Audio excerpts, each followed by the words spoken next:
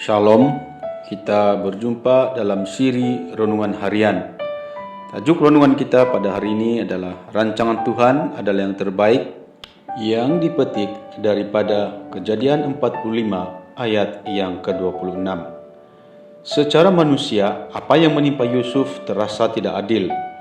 Meski demikian, Alkitab tidak pernah mencatat bahwa ia kecewa, sakit hati, atau berkeluh kesah dan bersungut-sungut. Ia juga tidak menyalahkan keadaan, menyalahkan saudara-saudaranya, apalagi sampai menyalahkan Tuhan.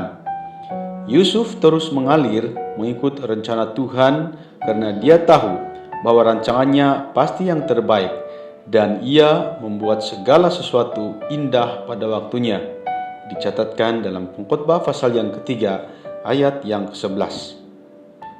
Proses yang Yusuf jalani adalah persiapan penggenapan rencana besar Tuhan.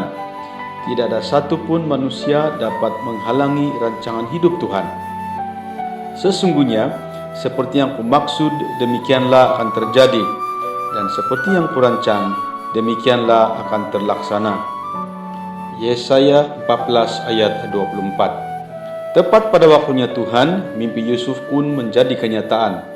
Ia diangkat menjadi penguasa atas seluruh Mesir dalam Kejadian 41, 37 hingga 57 dan tampil sebagai penyelamat bagi kaum keturunan ayahnya dari bencana kelaparan.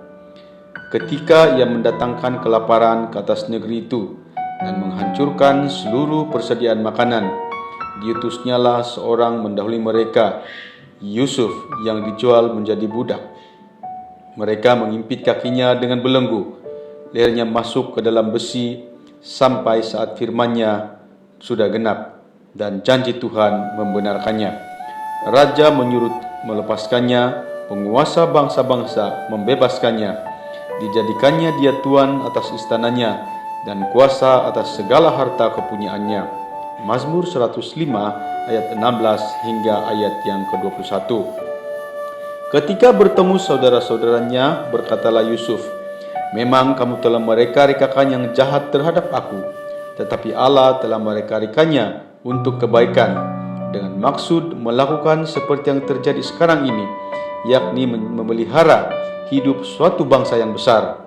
Dicatatkan dalam Kejadian pasal yang ke-50 ayat 20. Tuhan tahu jalan hidup kita dan tahu apa yang terbaik untuk kita.